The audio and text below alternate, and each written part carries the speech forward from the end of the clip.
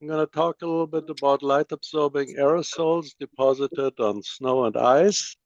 And here you see a nice example from the mountains in southwestern Colorado, so San Juan Mountains, where they get frequently an impact of desert dust from the Utah desert.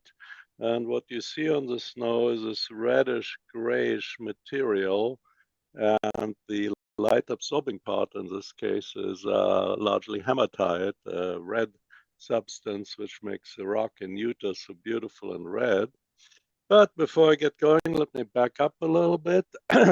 Both Dr. Samburova and I are from the Desert Research Institute, which is a part of the Nevada system of higher education, the university system here. And we have two primary locations up in Reno, here the top image, and in Las Vegas, which is about a 7-hour drive to the south of us and quite a bit hotter. We are here more next to the mountains. And within the Desert Research Institute, we have 3 divisions: atmospheric sciences, where Vera and I are located, earth and ecosystem sciences, and hydrological sciences. Now, within the atmospheric sciences, we have a optics lab. We use a lot to look at optical properties of aerosols, do a lot of instrument development, and are mostly funded by federal entities like NASA, DoD, National Science Foundation, but also by states and other programs. And now let's jump into aerosols and surfaces. So what is albedo? It comes from the Latin. What's the Spanish word for albedo, Francisco? Yeah, correct. No problem. Same word? So in English, we call it whiteness. It's a fraction of the incident optical power that is scattered or reflected by an object or a surface. So that means if nothing is reflected, the object appears black to us. And if everything is reflected, the object seems white to us, like snow white. And in between, we have a gray object. So now what is emissivity? Every object which is not at 0 degree Kelvin radiates black body radiation. And emissivity tells you what fraction of an ideal black body it would radiate.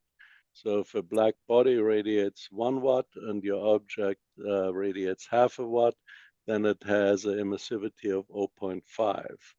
And remember, the incoming solar radiation peaks at about 1/2 micrometer wavelengths, and the thermal infrared at 300 Kelvin peaks about at 10 micrometers. As you can see here on the bottom, you see the black body spectrum of the sun, and then the black body spectrum of the Earth, because the Earth is much colder. Now, what is the energy balance of the Earth? Well, the energy coming in is just the cross-section times the solar irradiance, and the cross-section of the Earth is like any sphere, roughly pi r square.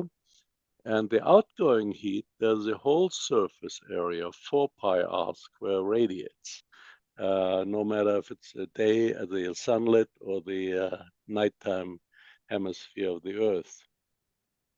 Now, if I look at the global energy flux a little bit more in detail, we have about 340 watts per square meter incoming solar radiation on average, averaged over day and night, summer and winter, on the whole Earth.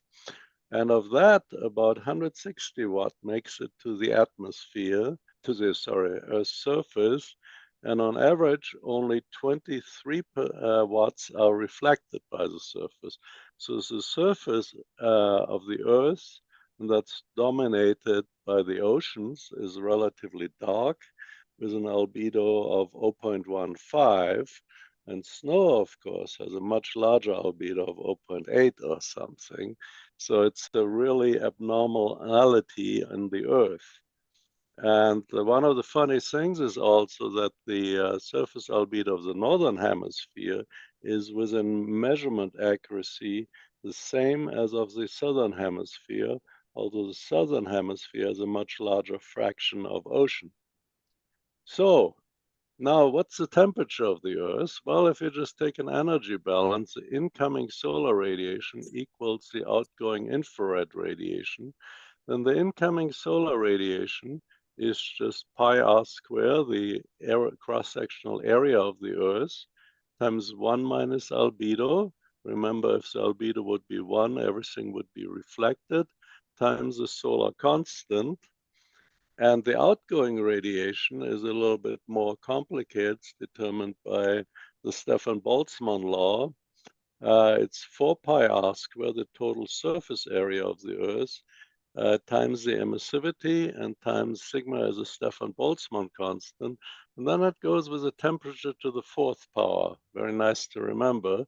So if we set the incoming energy equals the outgoing energy, we can calculate the temperature, and magically we get something very close to the Earth's average temperature, in this case 289 Kelvin, out of there. So climate change is very simple. Only two things, the emissivity and the albedo, drives the temperature of the Earth. So why do climate modelers get paid the big bucks? Why do they prosper so much? And the reason is climate feedbacks. It's not that easy. Both the emissivity and the albedo of the Earth change with the Earth's temperature. And the simplest example is here actually case 1. Water occurs in 3 phases, solid, liquid, and gas. And so if we heat the Earth, there will be, for example, less snow. And the albedo changes as a function of temperature. So we can't just go from simple Stefan-Boltzmann.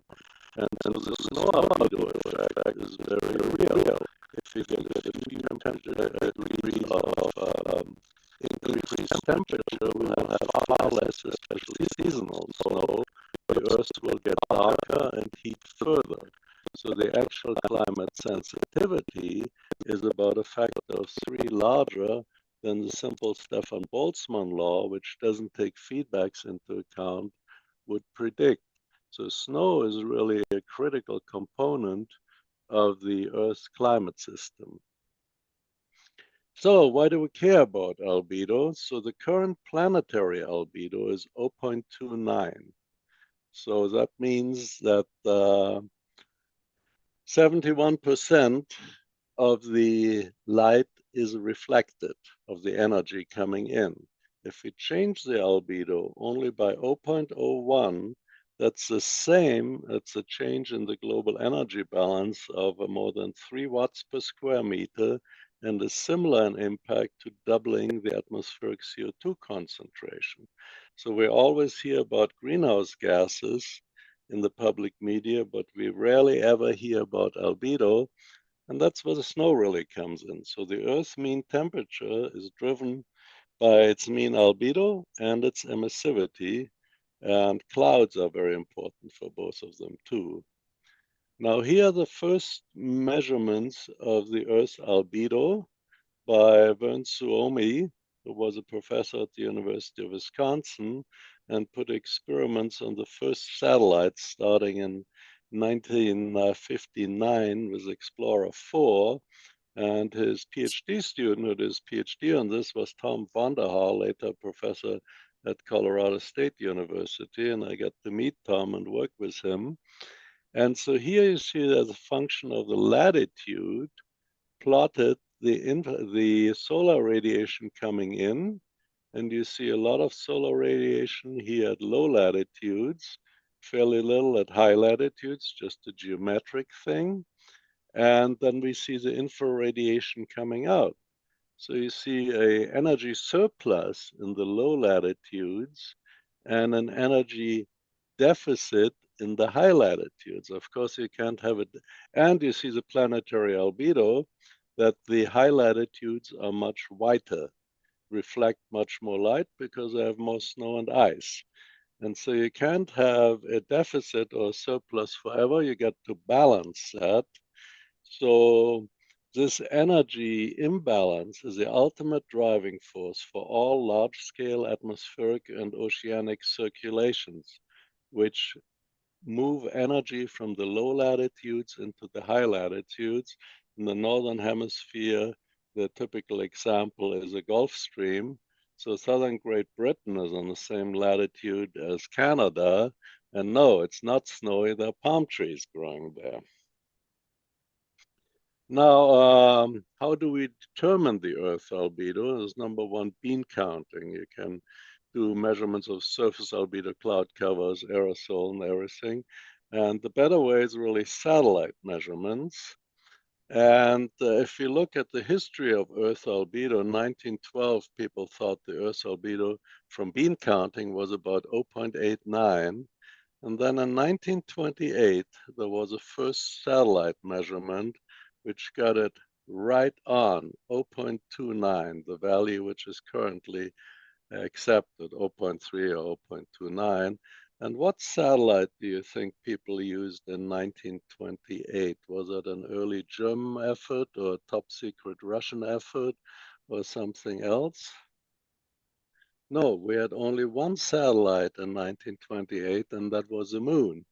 And this French astronomer Danjon figured out that the ratio between the bright side of the moon and the dark side, as seen from the Earth, was determined by the amount of light reflected by the Earth, because the dark side is not directly illuminated by the sun, but exclusively by the Earth.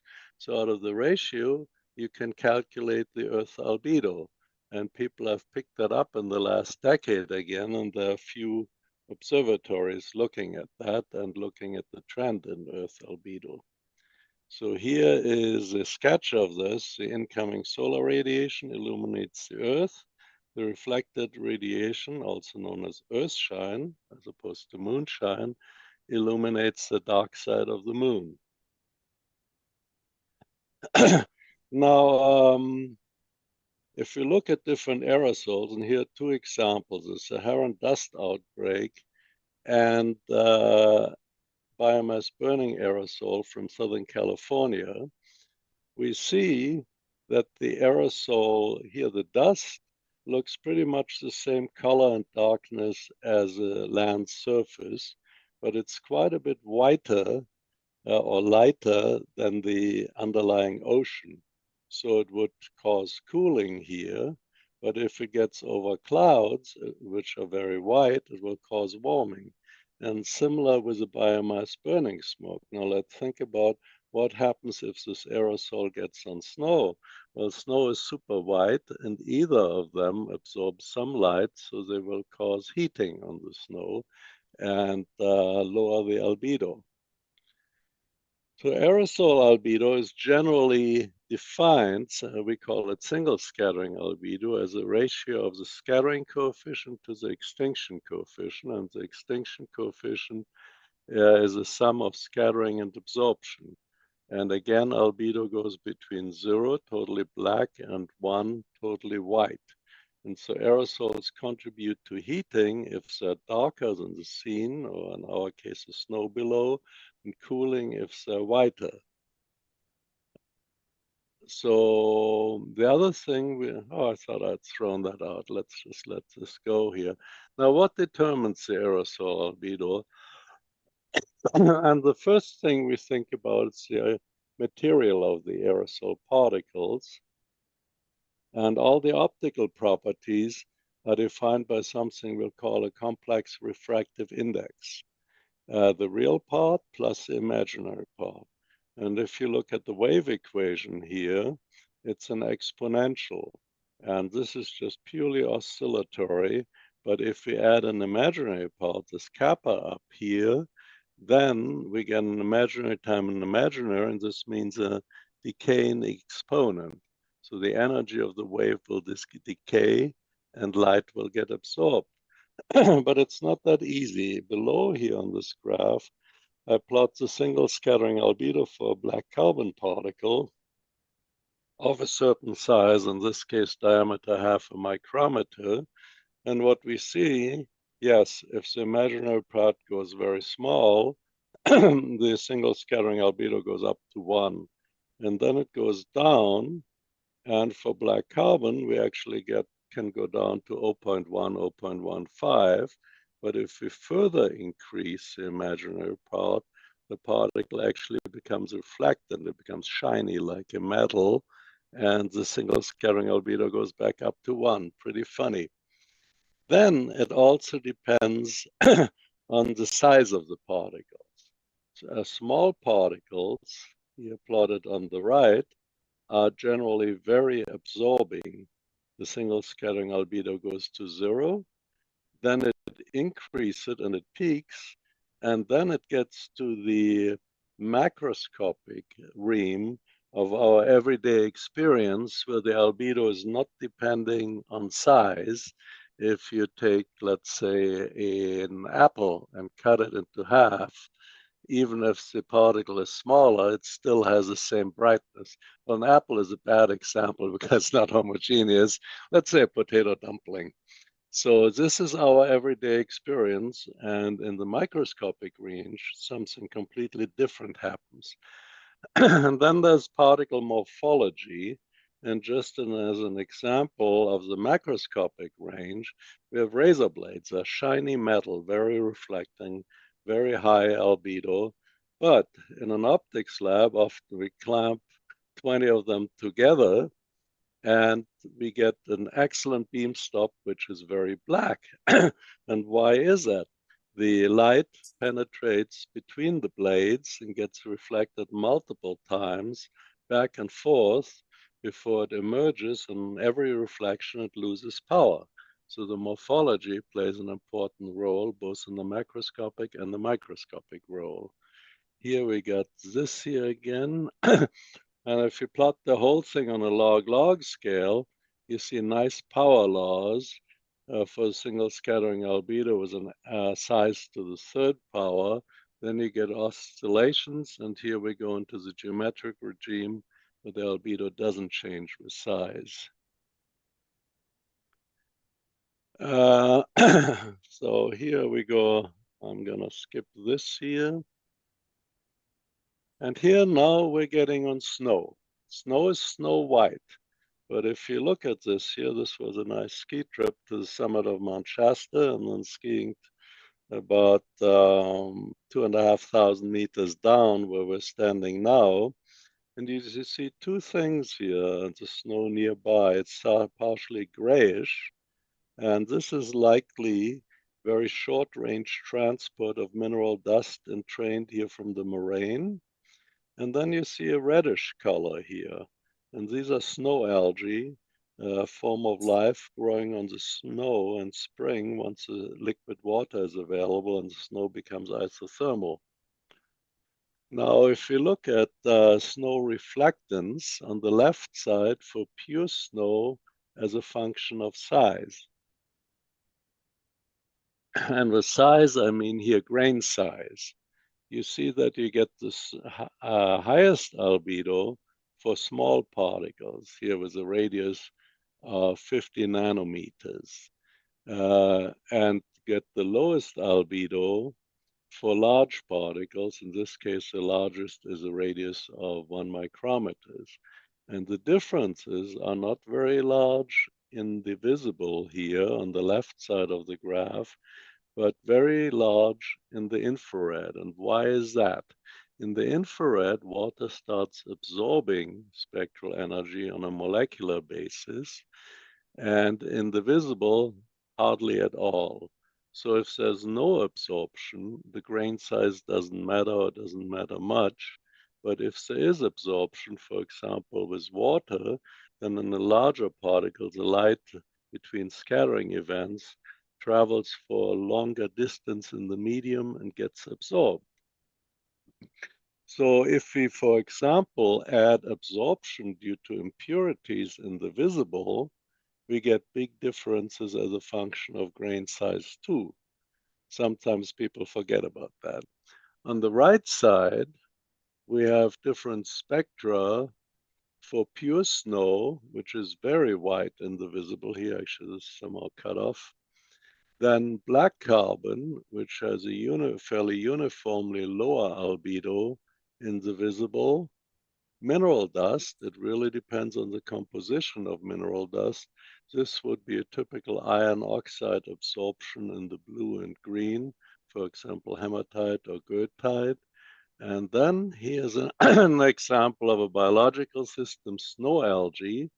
They're red, they look red to us, so they reflect fairly well in the red, 0.7 micrometers, 0.6, but reflect quite a bit less in the blue and green. So to summarize, increasing grain size reduces albedo, especially in the infrared where there's strong water absorption, and impurities, natural or anthropogenic, reduce reflectance mainly in the visible because the reflectance is already relatively low in the infrared. And this is the end of this slideshow, and I'm going to go to the second part now, if I can find it. Part 2 here. And I guess I need to set up the, okay.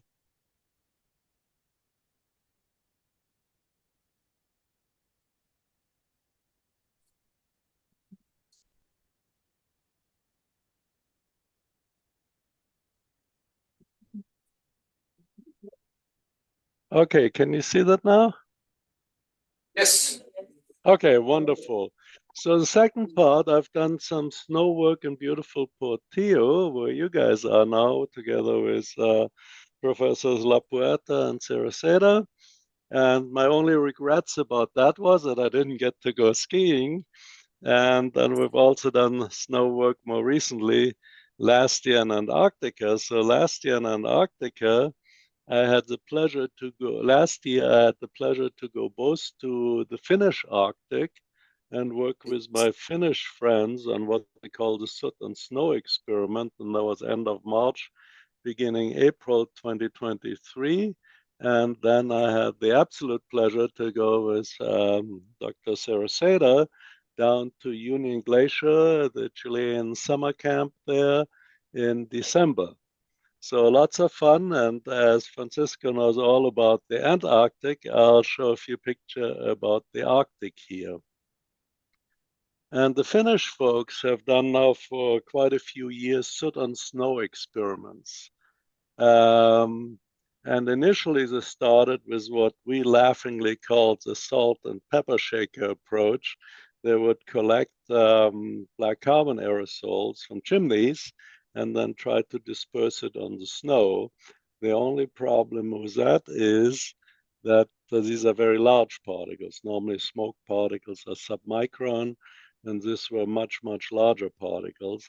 So this year we designed jointly an experiment where we deposited fresh smoke and some dust on the snow, and they're very interested in looking at snow melt too. So here's an example. We got some kids' swimming pools here and inverted them, and we set them on the snow, and we pumped smoke into there. This is, for example, from the burning of beechwood. And when we lift this up, you see the snow darkened radically here. And here you get an overview of our bigger 3 to 4 meter diameter sites. And then we monitor the snow albedo, the broadband snow albedo, with the pyranometer here, looking at the updwelling, the radiation reflected by the snow. And in the background, we have an additional pyranometer, which looks at the downdwelling radiation. And of course, we have one which looks at snow where we didn't deposit anything. The location here, most of the Finnish folks live in southern Finland at the coast of the Baltic here on the graph on the left. And we flew up to the capital of Lapland, the northernmost province of Finland, Rovaniemi, which is just on the polar circle here, and then drove a couple of hours to this beautiful town, Sodankala. Sounds very nice, but it means village of war. And the Finnish Meteorological Institute has had a big station there for more than 100 years. So I've known these Finnish folks since Aki Virkala participated in the Reno aerosol optics study more than 20 years ago. And he has done these soot and snow experiments on a fairly large scale, while I've worked with my former student Nick Barris on a small scale, 0.5 meter diameter deposition, where we could carry all the experiment into the backcountry in the mountains near Reno. And then in 22, Aki got in touch with me and he wanted to combine the strengths and hopefully not the weaknesses of our both of our approaches. And Jonas Svensson, who works with Aki, spent a lot of time in Reno and worked with me on instrument development too. So and then on March, April 2023, I was in Finland and we did the actual experiment.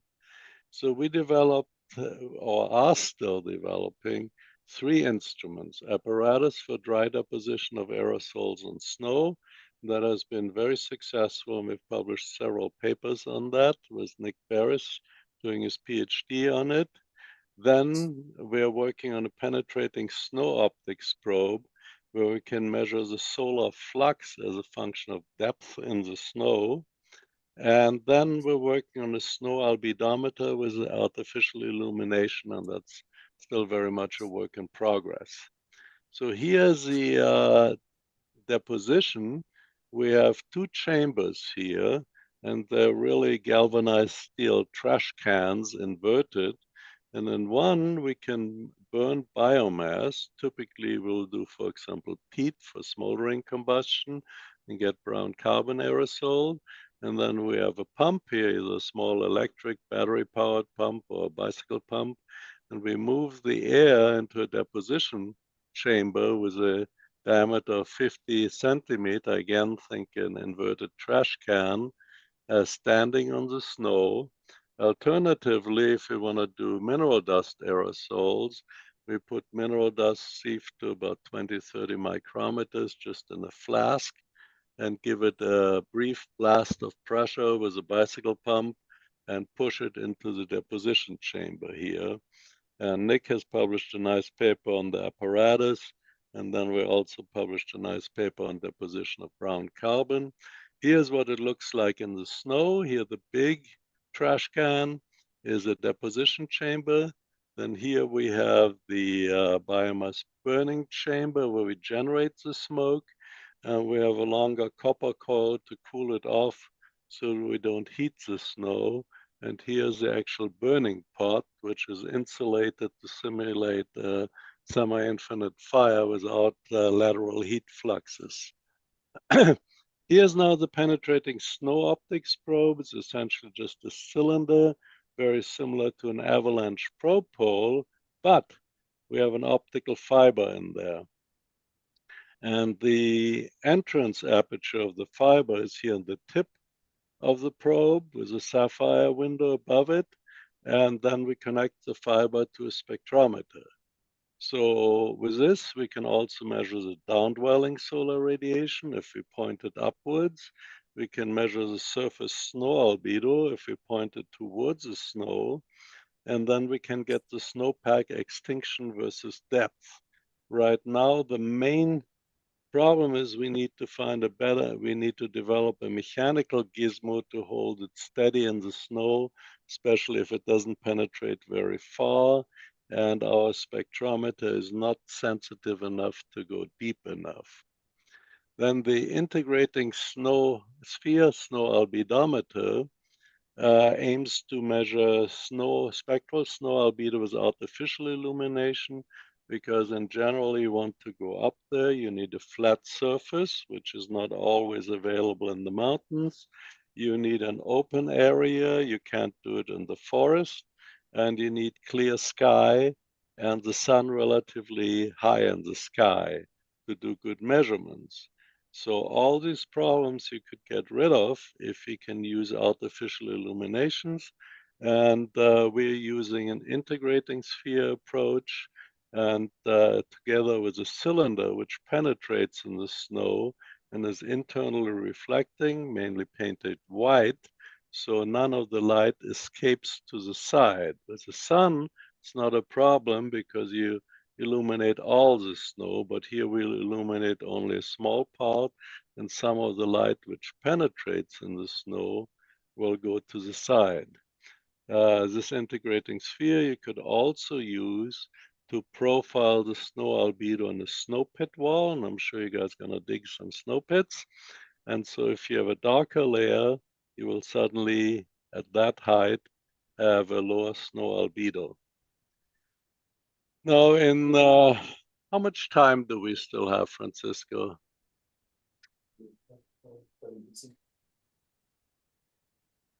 Yeah. Yeah.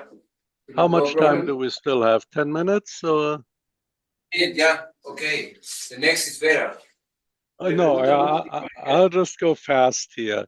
So the Soot on Snow campaign in Finland, they want to quantify the effects of different impurities on the spectral reflectance, albedo, and transmittance through the snow, quantification of water-soluble and methanol-soluble organic carbon and non-soluble black carbon, fractions of wood smoke, peat burning smoke, and diesel smoke, size distribution and fractal structure of soot particles, and effect of impurities on snow physical properties, and what happens to all these things during snow melt in spring.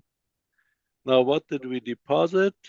Diesel smoke, we had a diesel generator there. Peat burning smoke, we burned peat in a small oven, same with wood. And we had soil dust samples, volcanic nature from Iceland. What did we measure? Spectral albedo reflectance, transmittance spectra, did electron microscopy of soot particles, especially interested in structural changes of soot, things getting more compact as they get in touch with snow. And we're also investigating how you get the soot out of the snow into the microscope, and we're exploring both freeze drying and melting and drying, snow physical properties, and OC composition. And these measurements were started after deposition and continued till the snow was melted. Here is a motley gang, including our fearless leader, Aki Virkula here, a few students, Pavla from Iceland, Jonas, who is Swedish, and it was very cold there, colder actually than I was in Antarctica. Every morning we had minus 35 degrees and the diesel engines wouldn't start. Here is a setup. We have either a diesel generator or wood stove, and we feed it dilution air, and then comes a very important part. We have a longer tube buried in the snow to cool the exhaust so we don't melt the snow. And then we blow it in one of these big inverted kids swimming pool, call it the soot dust chamber on snow. And then we can sample the air out of there, and we have a small trailer with a condensation particle counter with an absorption instrument and different filter samplers here. And the same for with just the source change, the stove for peat and wood. Here's an overview of our deposition spot. We did these large spots you saw earlier, where each spot has a pyranometer, and then we did smaller spots here where we just did temporary measurements, and then we did some really small spots with the instrument we had developed in Reno. Here's the small spots, different dusts, Arizona test dust, hematite, and then a variety of Icelandic volcanic dusts. Here's what it looks like. Here's a stove where we burn wood or peat. Then we dilute the exhaust. We have the pipe buried in snow to cool the exhaust so we don't heat and melt the snow. And then we feed it into the nice swimming pool, which was just lowered down by a crane. And here you see a little trailer. That's where all the atmospheric aerosol instrumentation is in. Here you see the swimming pool lowered from this crane onto the snow. And here Dylan is doing some samples and some measurements. And here you see the diesel generator used as a source of absorbing aerosols. Here's a trailer with a condensation particle counter, and the PSAP, which is a filter-based light absorption measurement, and Aki is sitting there. Here's the densest deposition we did birch.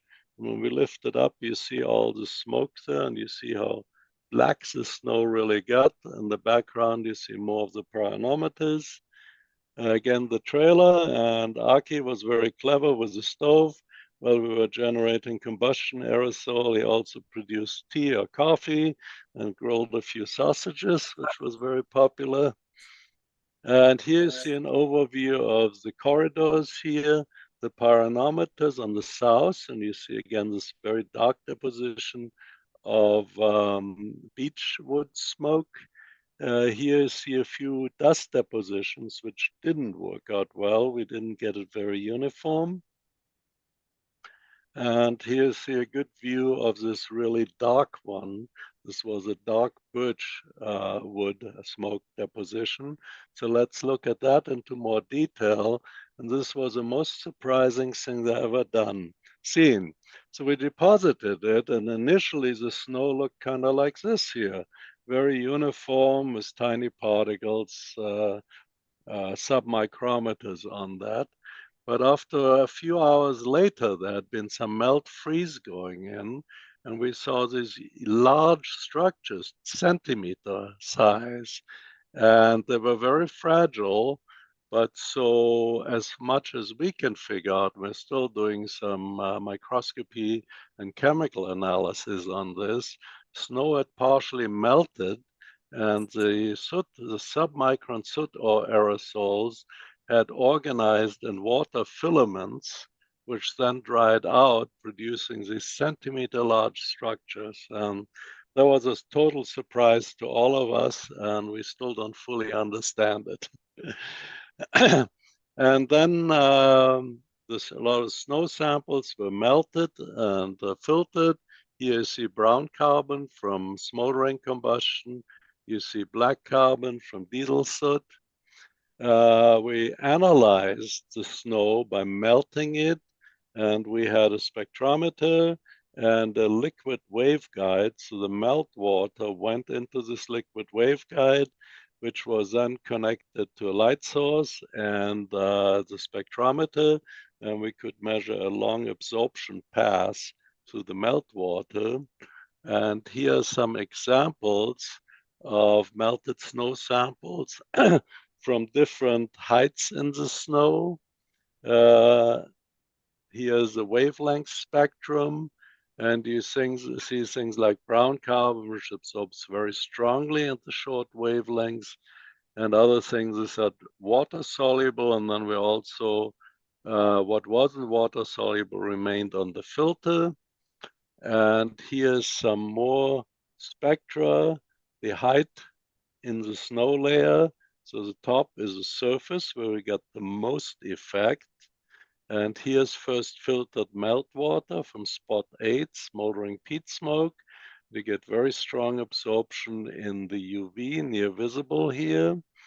And the smoke didn't penetrate very far into the snow initially. And then when we filter it, the non-soluble aerosols end up on the filter. And this here is the absorption spectrum of the dry filter then, where you see it's more black carbon, so the absorption extends further into the visible. And then we did the same thing after the spot age and see some differences as, for example, here in a methanol solution, some of the aerosols penetrated further into the snow during the melt freeze cycle.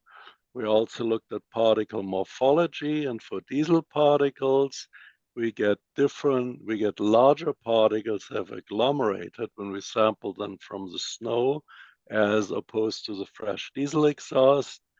And while we don't see such distinct difference for birch soot particles, which are more organic carbon than the diesel smoke.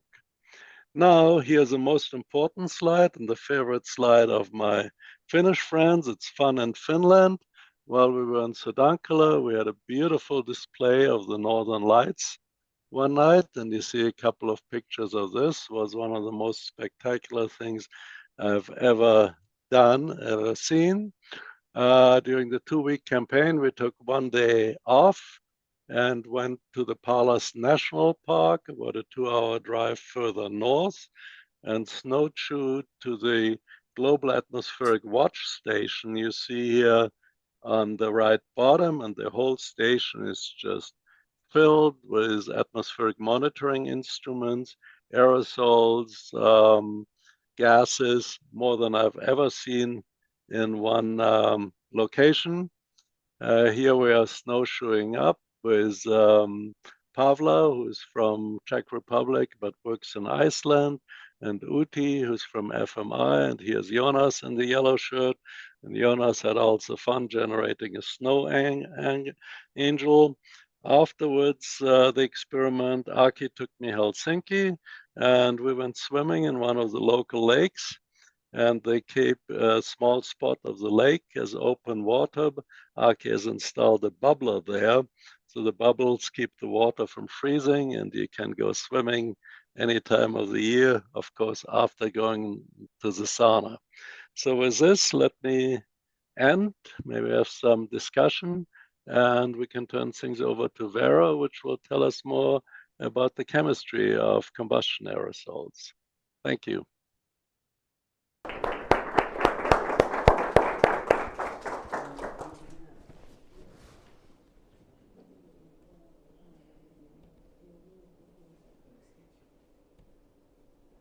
Thank you very much. Thank you very much, Hans, for your overview about the aerosols impact of snow and and this this beautiful experiment that you make in This Finland. This This is a very beautiful show that we can make with with the experiment in this hot spot, no? with with different this swim pool. This This is spectacular, spectacular, no? And this was, of course, partially motivated by the work we did in Portillo quite a few years ago, depositing diesel soot from a vehicle onto snow. Yes, it's another scale. Yes. Yes. And some improvements, like in Portillo, I learned that the exhaust is still warm and will melt the snow and change the grain size and the structure of the snow. And so that's one reason why we really made a big effort in Finland to cool the exhaust and prevent this from happening. Yes. I have preguntas.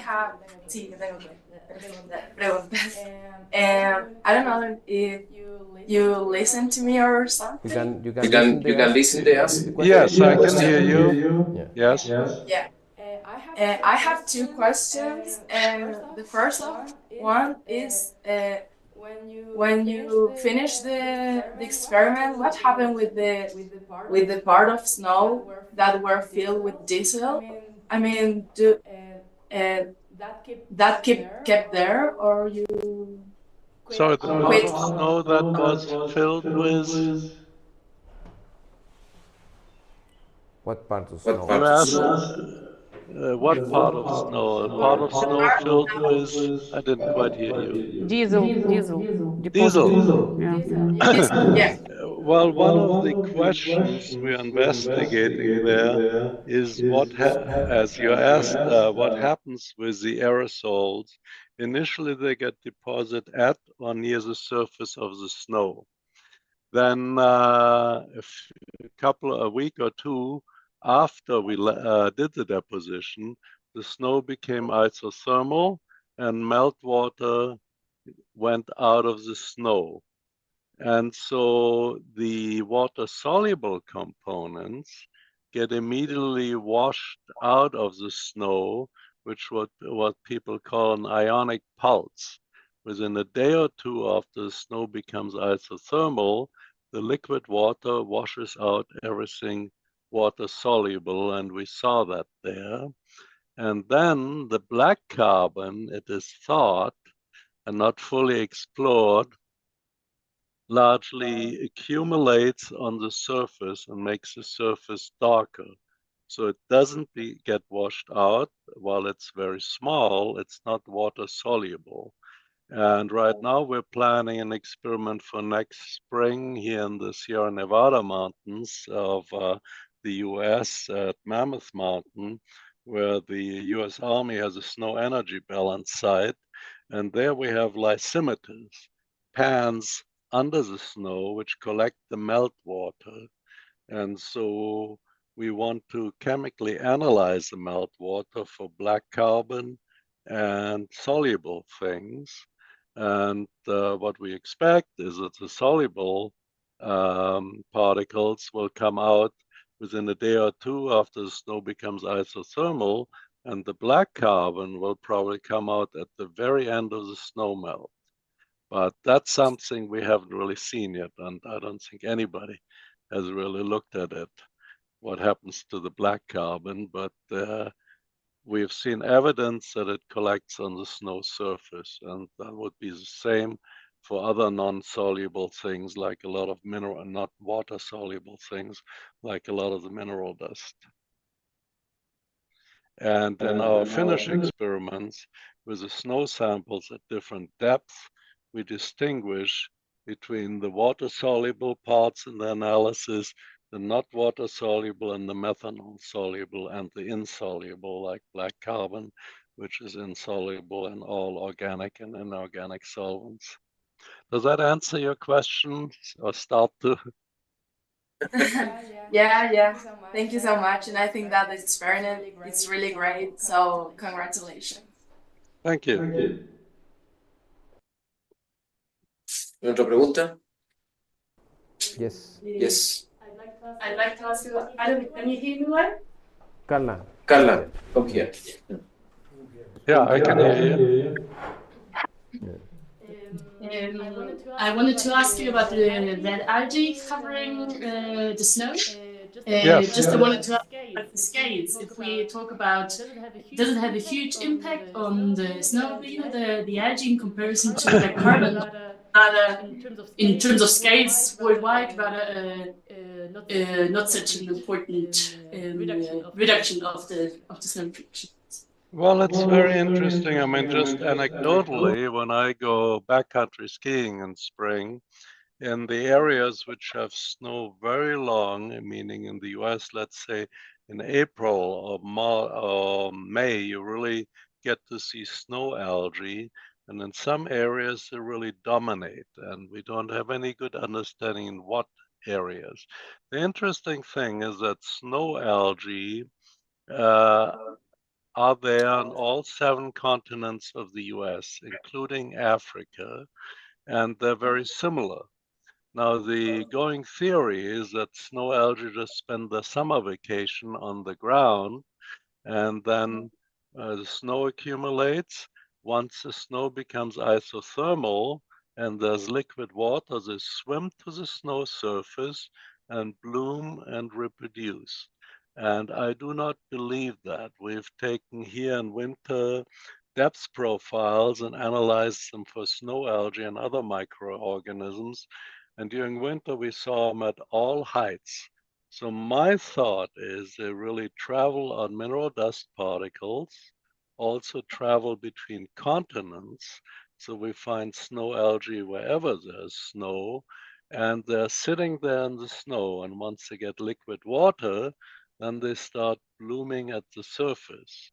And is that important? What we really need is an airborne survey of snow spectra, which can be used to identify snow algae and see where they really live on a large scale, instead of just going skiing and saying, oh, there's some snow algae. And the other thing is, I always thought of snow algae as this watermelon colored orange pink, but they're also green snow algae. We had one of the world experts in snow algae visit for a few days in Reno, and we went with him a couple of days in the mountains, and he showed me a lot of things I'd never realized or seen. So there, In the US, we have now the Airborne Snow Observatory, which mostly maps snow content with a LiDAR in drainage basins. But it also has an imaging spectrometer, and that would be ideal to map out on a weekly basis where you see snow algae and answer your question, at least in a regional content. But globally, I have no idea, to be honest. But the other interesting thing about the snow algae, they're probably one of the ecosystems on the Earth which is most closely coupled to the atmosphere. So if you have atmospheric pollution and have deposition of nutrients like nitrogen and phosphor compounds, I expect the snow algae to be much more fertilized and more active. But again, this is just a thought or a theory, and there's no experimental evidence for that that I know of. So lots of work to be done. Okay, thank you. Okay, Hans. Thank you very much. Thank you very much for your answer answer and for your time and for your effort for preparation this beautiful presentation that can that go can overview about your your work work and your experiment in snow and mountains for this winter school. Okay, very good. And now let's, Vera has probably much more interesting chemistry stuff going on. No, we have a student for another discipline here, for geology, for physics, for chemistry, chemistry, engineering, geography, so a lot of wonderful. I wish I could be there and go skiing. I hear you're having a pretty good winter this year. Yes, exactly. Exactly. Now Vera is now here. Okay, thank you, Francisco. How much time I have? Because we are a little out of schedule, right? Yeah. Do you have a break? Coffee break? No. Seguimos, ¿no? No? Sí. Yeah. Seguimos. Yeah. Let's go. With your presentation. What time? So should I start or you going for Yeah. coffee break? Yeah, no. Start with your presentation, please. Okay, great. And I have half an hour, right? Yeah. Okay, good. Let me, so I should share my screen, right? Yeah. Let me share my screen.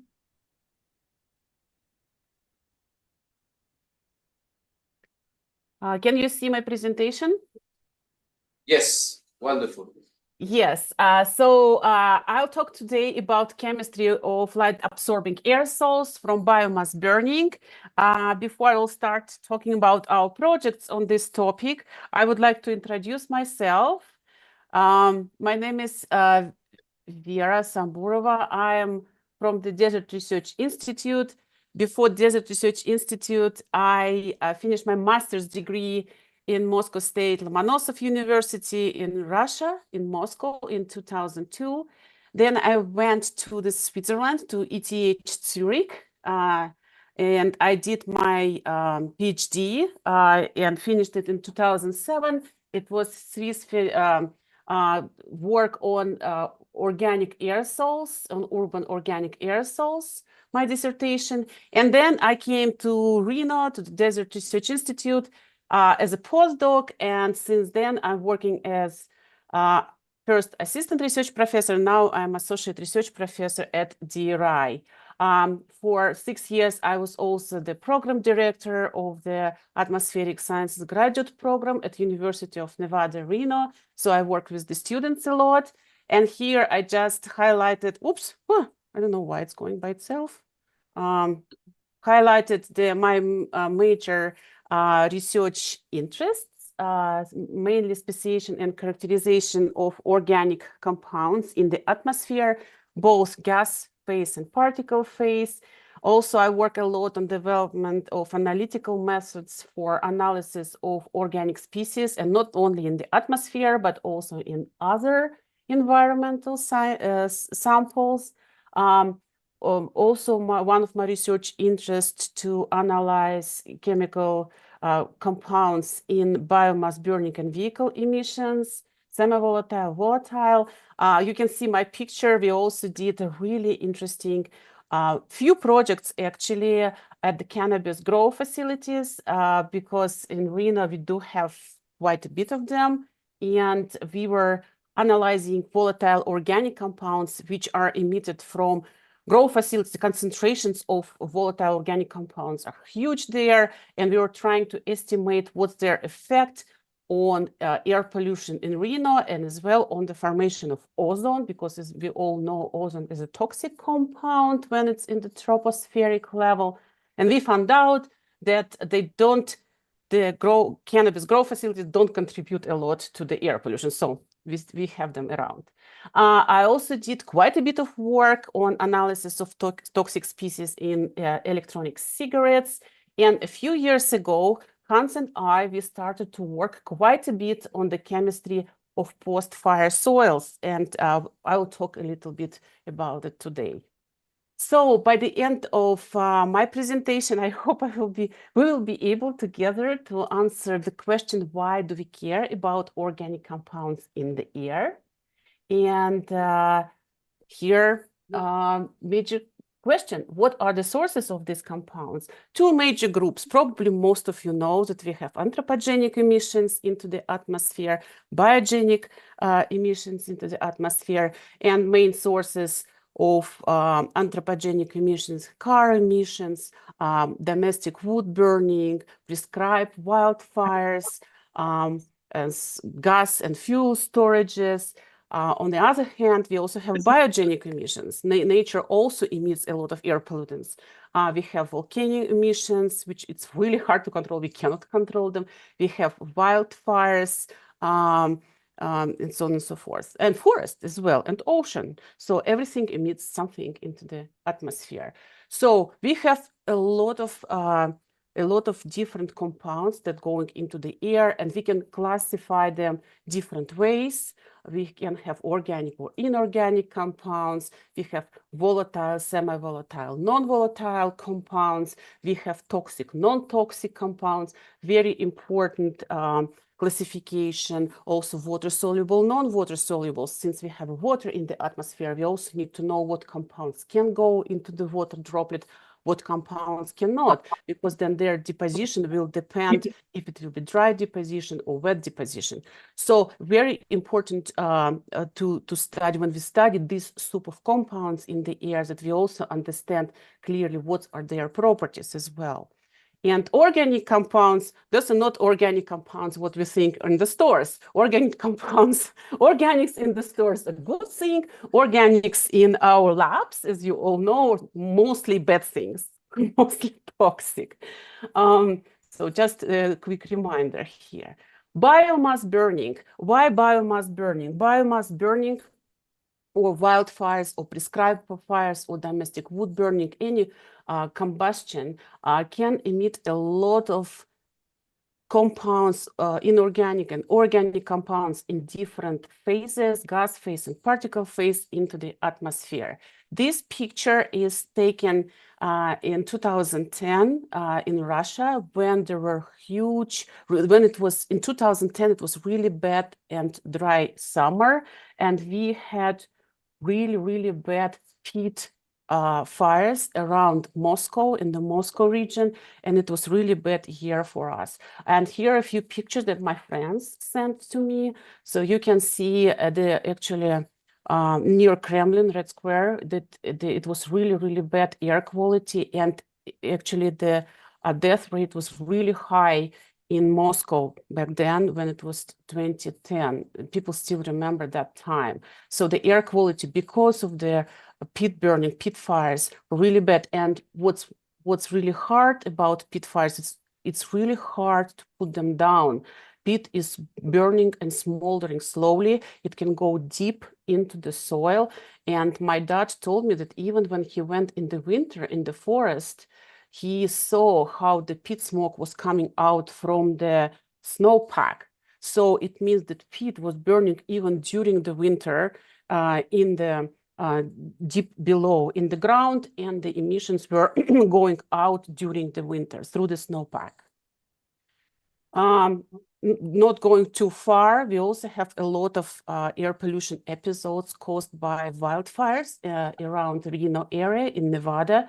You can see here the Lake Tahoe, where Lake Tahoe is, and you cannot even see where Reno is supposed to be because it was huge fire in 2013. Maybe some of you heard about it. It was fire in Yosemite Park. It's called Rim Fire, and Reno was in a complete smoke for straight 2 months. So it was really bad episode. The fire was huge, and because of the winds, which are mainly going from southwest and southwest, we have mainly winds here in Reno. What we had really bad air and long air pollution episode in Reno as well in 2013. It's another example, 2021, we have a number of really big and long fires as well. In Northern California, this is our Reno Gazette Journal reference. It's our local. That in 2021 in California, there were more than 2 million acres burned, 2 million acres of wildfires. And here I can show on the right picture, you can see where the fires occurred in California, and you can see the border with Nevada, and Reno is I think Reno is somewhere here. Hans, you can correct me if I'm wrong. So, and we had actually 3 major fires in 2021, not that long time ago. And one of the fires was the second in the California history largest fire. It was the Dixie Fire. You can see it here. And Dixie Fire, it was approximately 3,800 square kilometers fire. At the same time, we also had the Caldo fire over here, and we also, next to the Davis Lake, we had the Beckworth fire. It is not on this picture. So just in 2021, we had a lot of major fires which affected the air quality in Nevada. And you can see, like Poor Bear, it was picture taken in the where the Caldo fire happened. You can see here, which was 900 square kilometers. And of course, you can imagine what's the air quality in Reno area when we have so many fire emissions which are going to Nevada. And we actually describe these fires and their nature in our recent paper that we published in 2023 in the collaboration with our German group with Professor Ralph Zimmermann. So, however, I want to talk more today about the chemistry of biomass burning emissions, specifically about organic compounds and biomass burning emissions. And in our group here in Desert Research Institute, we actually run a number of the projects, and I will present 2 major projects that we are having here at DRI. The first project was happening in 2016, being affected by air pollutants from wildfires. We wrote a proposal to the National Science Foundation in the US, and we got it funded. Radiata Valley was the PI of the proposal on the analysis of organic compounds in gas phase and particle phase, emissions from combustion of different fuels under control conditions. And control conditions means the combustion chamber that we have here at DRI. I will show you the picture later. So the idea is to perform different types of combustion, flaming and smoldering. And most of you probably know what's the difference between flaming and smoldering combustions. The flaming combustions typically happen when we have enough oxygen in the system, when we have fuel that have the open flames. The temperature of this combustion is typically higher. And the smoldering combustion, when we don't have enough oxygen supply, when we have lower temperature burning, and typically smoldering combustion is very characteristic combustion for the peat fuel. So when we have peat fires, you saw on the picture before, the peat fires around Moscow, this is a typical example of the smoldering combustion. It goes slower. If we have quite a bit of products of incomplete combustion, and we in this project decided to study both phases, flaming and smoldering of the biomass burning emissions under controlled conditions. You can find more about smoldering and flaming combustion in Hans's paper in 2009. He published it with his former PhD student Rajan Chakrabarty, who is a big professor right now in the US. So smoldering combustion is also very big source of so-called brown carbon or brown aerosols.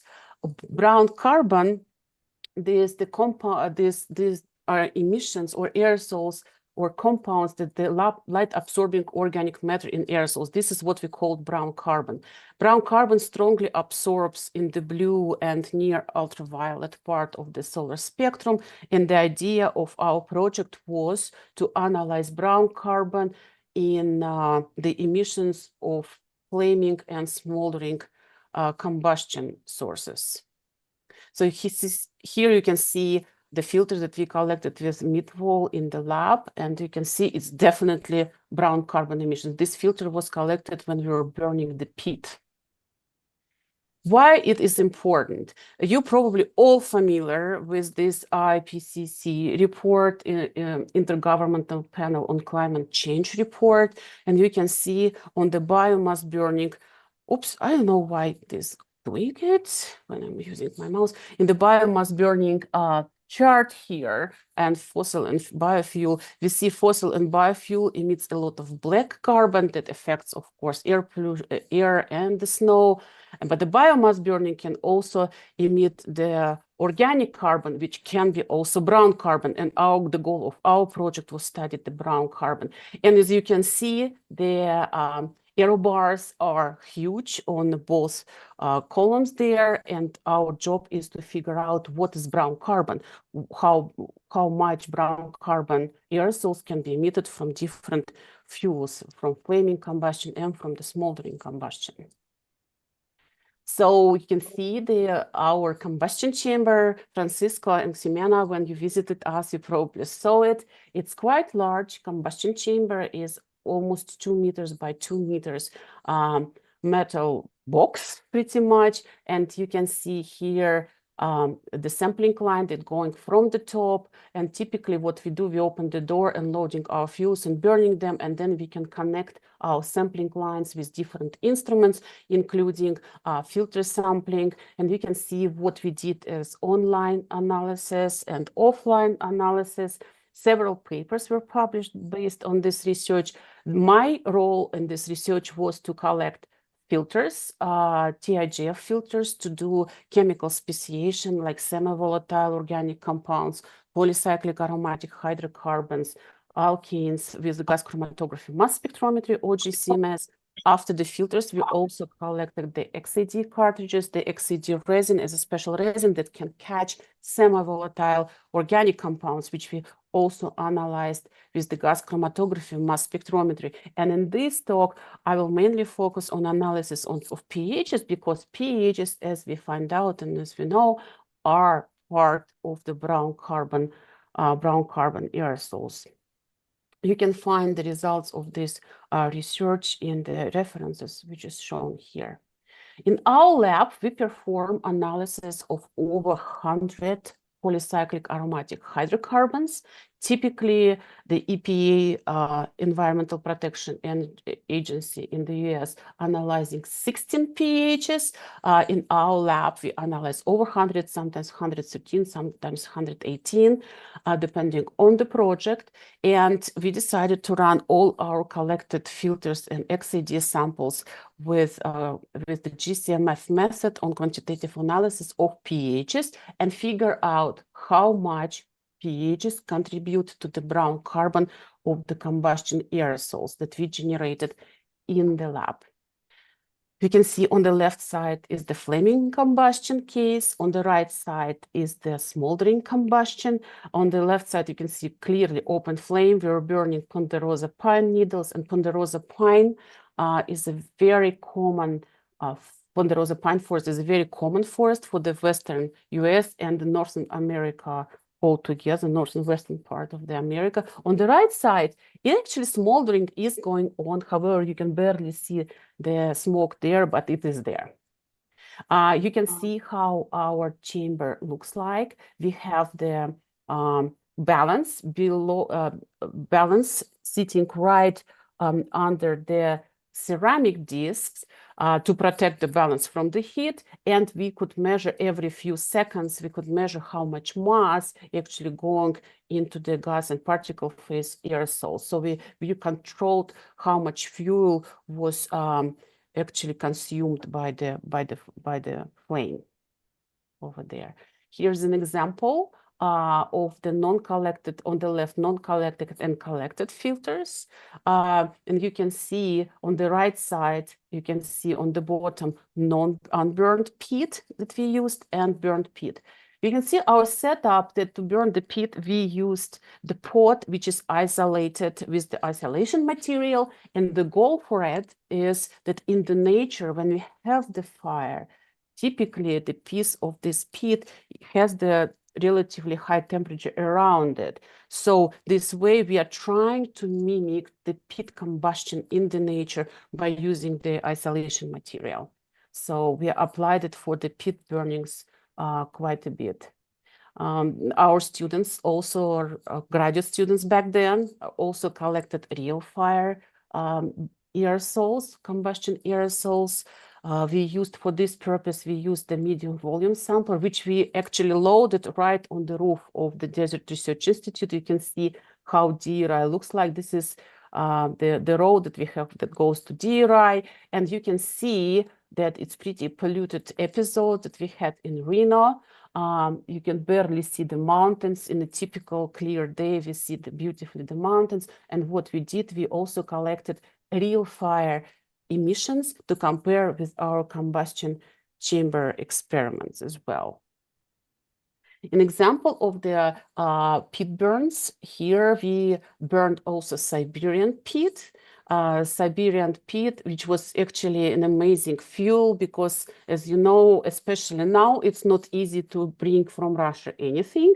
However, we managed to get the fuel from Russia, and 25% that you see on this note is 25% of the water content of the peat. We were also controlling the water content of the fuel to have somewhat representative samples. And after we burn the peat, you can see that it's beautiful yellow filter on the right, top right, and this is the fraction of the brown carbon in the combustion emissions, in the combustion aerosols. On the top one, on the bottom picture, with my colleague Adam Watts, he started the burns with the torch.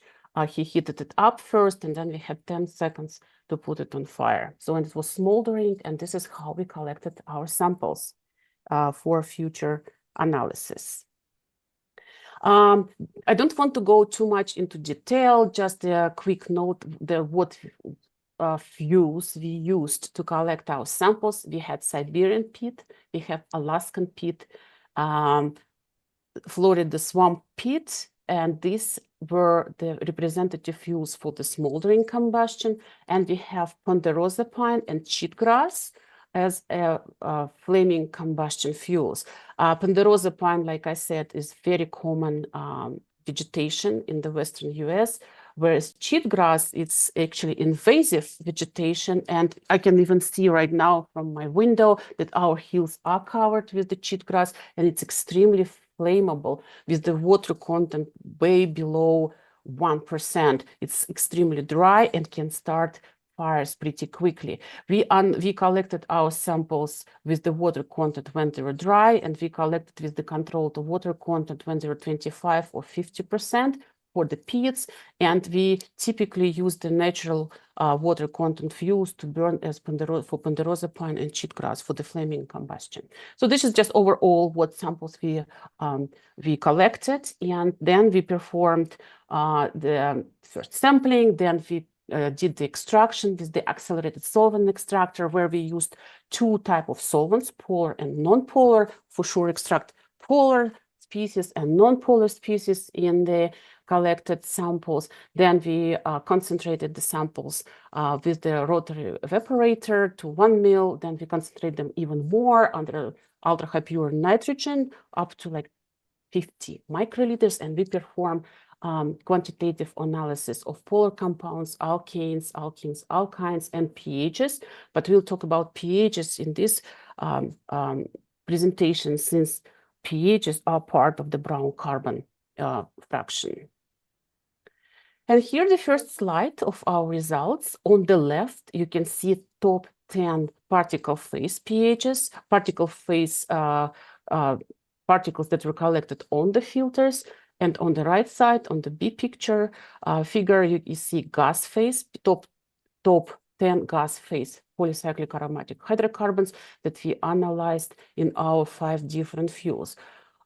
Clearly, you can see that the gas phase signature pHs are very different from the particle phase pHs, while in the particle phase, the pHs, the majority of them were dimethylphenanthrenes, as you can see in the blue, perinaphthenone, and we also have retin and pyrene, so quite large polycyclic aromatic hydrocarbons, whereas on the gas phase, or B picture, we see light pHs, typically 2-ring pHs, substituted pHs like 1-methylnaphthalene, 2-methylnaphthalene. We have quite a bit of naphthalene in Alaskan pit, Siberian pit, and Florida swamp pit. So we got these signature pHs. The next step was to understand how much these pHs contribute to the light absorption of brown carbon aerosols. And this is what we did. In order to understand and to quantify their contribution to the brown carbon light absorption, what we did, our student, Jessica Connolly, she prepared the standards of every single pH that we have in the lab, and we have over 100 pHs, and she analyzed them and on the spectrophotometer in Hans's lab to see how pHs absorb the light. And as you can see, we took some of them here, that majority of pHs absorb really well in the visible range of the spectrum, and they are absorbed differently. So some pHs have maximum in the visible range of the spectrum, maximum around 400 nanometers wavelengths. Some pHs have maximum closer to 450. So different pHs contribute differently. The takeaway message from this plot is that by analyzing just 1 or 2 or even 16 pHs in gas and particle phase, biomass burning emissions will not give us an answer what's the contribution of pHs to the brown carbon aerosols, to their absorption properties. And then we split the pHs from the gas phase and particle phase. So here you can see the most efficient light absorbing brown carbon pHs identified in the particle phase and in the gas phase emissions. So we again selected the top 10 pHs that we identified in the particle phase and the gas phase, and we actually calculated based on their concentration that we identified in our samples. We calculated how much they contributed to the brown carbon, to the absorption, to the light absorption properties of the emissions. And here the pie charts that show the contribution of top 10 brown carbon pHs to the total particle phase pH absorptivity. As you can see, Alaskan pit, Siberian pit, and swamp pit, even between the fuels, different pHs contribute differently. For Alaskan pit and swamp pit, perinaphthenone was one of the major contributors to the brown carbon, while for Siberian pit, it was 1-methylpyrene. So the important thing is to analyze this huge list of the pHs and figure out what's their contribution to the brown carbon.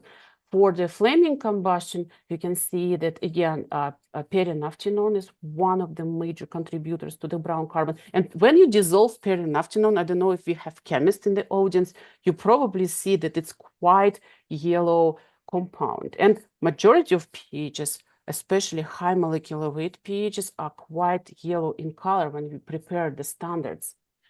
We can also see that methylpyrenes and methylfluorantine in ponderosa pine needle, one of the largest contributors to the light absorption, which is really interesting to observe. When we see the contribution of the top 10 brown carbon pHs in the gas phase, they're quite different from the particle phase. The pie charts look very different. In the gas phase, when we're talking about brown carbon, we can definitely see that aceanaphthalene is one of the major contributors. And like I said, substituted naphthalenes as well, like trimethylnaphthalene, 2-methylnaphthalenes are major contributors. And again, between the fuels, the signature of pHs which are emitted and which are affected, the light absorption properties are quite different. The second project is when we have our aerosols and gas phase compounds from the biomass burning emitted into the atmosphere. Of course, the atmospheric chemistry going on. We have huge source of light, sun in the atmosphere. We have other compounds in the atmosphere. We have OH radicals, we have ozone, we have nitrogen oxides, we have organic compounds that can actually react with biomass burning emissions. And our next project was focused on the comparison of fresh and aged biomass burning emissions under laboratory conditions and compare the absorption properties of these emissions, fresh and aged. On the picture, you can see very simple experimental setup. It's a oxidative flow reactor where we have, it's actually a pretty simple tube that has 4 UV lamps inside. And those UV lamps, when you have the presence of water, they can generate the OH radicals. The lamps were at 254 nanometers and 185 nanometers, quite aggressive environment inside of the chamber. But this is the idea, to create the environment inside of chamber when our compounds will react and will age in approximately 2 minutes. That will represent around 1 week in the atmosphere. So the idea is we generate the combustion emissions in the nearby room, in the combustion chamber, and then in the wall over there we have a hole, and we'll have the sampling line that goes into the aging chamber in the oxidative flow reactor, where we have all these reactants inside, and these reactants react with our emissions. This way we collect fresh and aged biomass burning emissions, and we can compare their chemical composition as well as their absorptive properties. So the objectives of this project was to compare flaming and smoldering, compare their light absorbing properties. We also perform polar and non-polar extracts to see what kind of compounds, polar or non-polar, contribute to the absorption properties of the emissions, and also comparing fresh and biomass burning emissions, what's going on with their light absorption when they're aged, when fresh emissions aged in the chamber. So the goal was measurements of light absorbing compounds in different extracts, polar and non-polar, in fresh and aged biomass burning emissions under control conditions. For this purpose, we used different, again, type of fuels. We used Florida peat, Siberian peat, and the smoldering representative, and we used flaming combustion. FASMI, it's typically a boreal forest. FASMI is the Fire and Smoke Modeling Evaluation Campaign that happened in the US, and you can see the FASMI fuel here. It's name of the campaign, but we call this fuel as a FASMI fuel. And we also use the fuel from the Hocken Fire. It's semi-arid area of the US, and this is how we name our combustion experiments pretty much. So again, we had flaming and smoldering, and this is experimental setup. It's well described in Chiranjeevi Bhattarai and Deep Singh Gupta, our former PhD students, in their publications. We have combustion chamber. Of course, we have to modify our humidify our emissions. So we have the water in the system to create OH radicals. And then before the oxidative flow reactor, we collected quartz filters and we collect THGF filters for chemical analysis of biomass burning aerosols when we collected XAD resin to analyze semi-volatile organic compounds, and we had exactly the same setup for aged emissions, when we have aged aerosols and we have also aged semi-volatile compounds. And we have the set of ozone scrubbers after that, when we perform also online measurements with different online instruments, but we are not talking about that today. You can see here our back then PhD students. On the left, Deep Singh Gupta, in the middle is Chiranjeevi Bhattarai, and they performed and set up all those experiments. We again performed extraction with, in this case it was hexane, but we used different solvents. We used also ultrasonication bath, and we performed solid phase extraction to analyze high molecular weight organic compounds and their contribution to the light absorption. Here you can see our filters on the left. We extract them with polar and non-polar solvents and analyze them with the lambda spectrophotometer and collected the spectra between 200 and 2300 nanometers to estimate the brown contribution of aerosols to the brown carbon. Here the first set of the results, and I want to go further into it. We calculated, this is how we process our data from the spectrophotometer. We integrated all the spectra based on the solar spectrum, applying solar spectrum, and then we calculated the total absorbance. And the first set of our results showed that for the Florida pit emissions, that non-polar fraction of organic compounds contribute more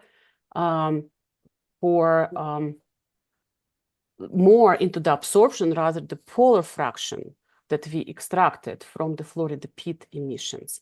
We also find out that aged emissions are less absorbing than the fresh emissions for the Florida pit, as you can see here highlighted with the arrows. In case of flaming combustion, or FASMI in this case, you can also observe hexane and water emissions, fresh and aged. What's interesting about flaming combustion, especially FASMI fuel, what we found out that the aged emissions, a polar fraction, actually had more absorption than the fresh emissions. And it's very interesting when we look at the spectra, we see that aged emissions had some sort of absorption maximum in the visible range of the spectrum, and we think this is what's caused that the aged emissions from the FASMI burning contributed more. And we actually still don't know what's, from the chemistry point of view, why did it happen. We also found out that the flame combustion emissions altogether are more absorbing, fresh and aged, rather than smoldering combustion emissions. And we speculated in our papers that it's most likely due to high nitrogen oxide during the combustion. And in order to figure out if it's true or not, we sent our samples to Lynn Mazzolini group, and they perform ultra-high resolution mass spectrometry measurements of our extracts. And I don't want to go into details, but on the top of the zero of the baseline, we see the compounds in the fresh emissions, and on the bottom here, or in negative scale, we see the same compounds which are in the aged emissions, and by the color we can see what kind of molecules they are. CHO molecules that contain carbon, hydrogen, oxygen, CHNO, CHOS, or CHNOS compounds. And you can see that in Siberian pit and Florida pit, quite a bit of CHO compounds formed after the oxidation. At the same time, when we look at the FASMI and Hawking fire or flaming fuel combustion, we see a lot of formation of the nitrogen-containing compounds during the aging, CHNO compounds. And this is probably the reason why we see a quite high absorption in the aged emissions in the flaming combustion fuels. I don't want to go into great details here. Hans can talk about it, but we also compare our results with the other studies when the very specific compounds were aged and brown carbon was, especially Leo papers, was generated. And our data, which are in the lines here, dashed lines and solid lines, actually correlate pretty well even with some specific brown carbon species which were analyzed by other scientists. I don't know how much time I have. I have a few more slides just to add into it. So we all know that biomass burning emissions are important to study climate, to study the health. And the next step in studying climate is to study more of the brown carbon compounds, because our calculations showed that polycyclic aromatic hydrocarbons actually contributed less than 3% into the brown carbon absorption. It means that we are missing a large group of compounds, for example, humic-like substances or some other species or nitrogen-containing species that contribute to the brown carbon. So it's still an open question and quite a large gap in our knowledge. What are organic brown carbon organic compounds? Also, what's important, and this is what Hans highlighted, to study how these compounds also affect the snow. You all saw this case in the New Zealand when fires from Australia affected the glaciers color in New Zealand. And Hans already mentioned the paper that Nick Barris published with Hans together on deposition of the brown carbon on snow. And this is another important question to study. Another important question is to study polycyclic aromatic hydrocarbons in the air, because they do affect our DNA. You can see pH sitting right in the middle of DNA. It mutates it, and when we have mutated DNA, unfortunately, it can cause cancer. So this is why I tell always my students, they are sometimes asking, what's better, to smoke a cigarette or e-cigarette, or if we have wildfire outside? The best for human is to breathe clean air. When you don't have pHs, when you don't have ozone, and you have nice and clean air, right?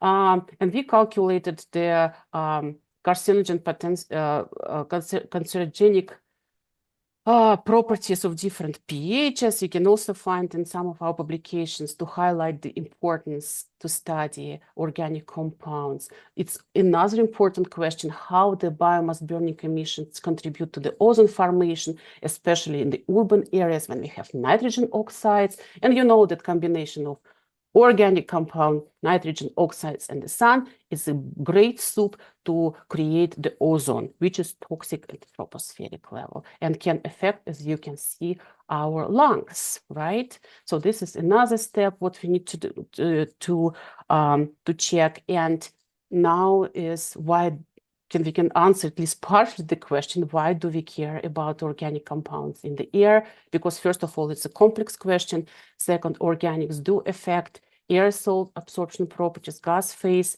properties in the air, as well as the toxicity, and they can as well affect the snow. So I would like to thank my colleagues who helped to run all this very interesting research, Deep, Chiranjeevi, former students, Jessica, master student, Hans, thank you very much, Adam Watts, my colleague, and Andrei Klistov. And I hope, guys, you have enough coffee and not sleeping, right? This is all what I have for today. And I'm ready to answer your questions, if there are any. Thank you very much, Vera, for your presentation. This is a beautiful overview about the organic compounds in the world of the chemistry. And this is maybe I am the alone here in the chemistry world, but we apply the chemistry in the environment, especially in the area that you show the effect of the polycyclic aromatic hydrocarbon. This is the pH. When you not so understand what is the pH, this is the polycyclic aromatic hydrocarbon. This is a huge family of compound of organic, so aromatic ring that is so ubiquitous in the atmosphere. And this is a beautiful overview about the role of the pHs in different aspects of the environment. Right. Thank you for your presentation. And now questions. Jaime, you can hear me? Yes. So my first question is about the project one. What is the center of the brown carbon, such as in the black carbon is the soot? Percentage of brown carbon. Can you repeat it one more time, the last sentence?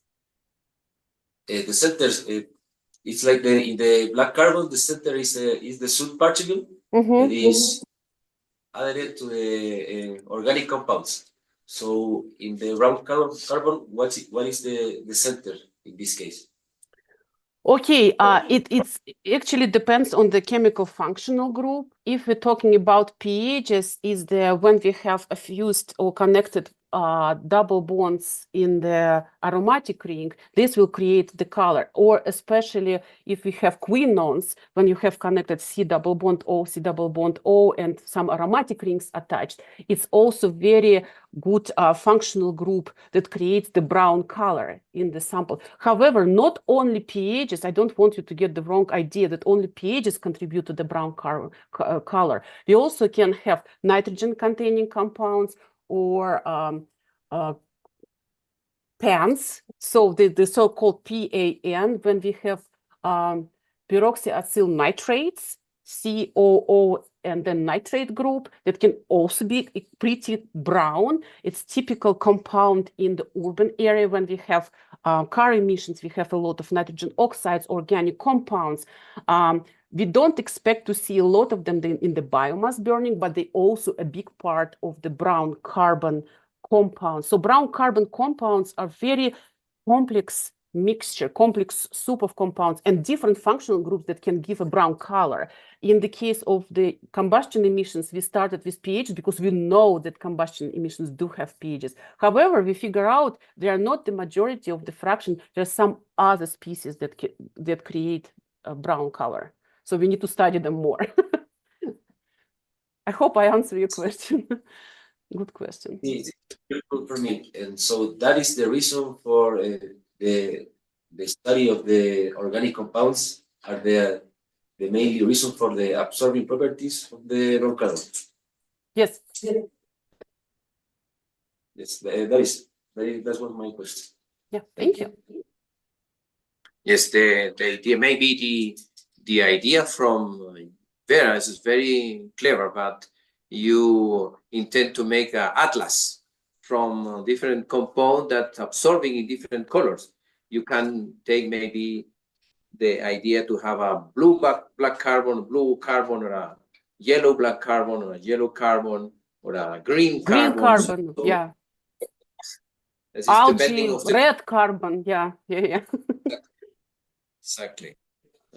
It's very interesting. Other question?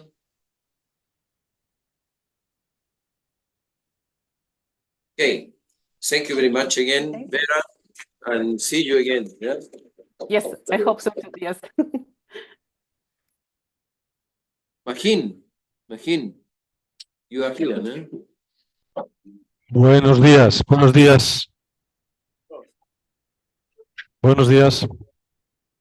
Hola. Oye, Magin, ¿podemos esperar y hacer una pausa porque seguimos de largo con Vera? ¿Alcanza a tener un tiempo? ¿Cuánto tiempo? 10 minutos, sí. 10 minutos. 10 minutos, ¿sí? Perfecto, porque no han ido ni al baño.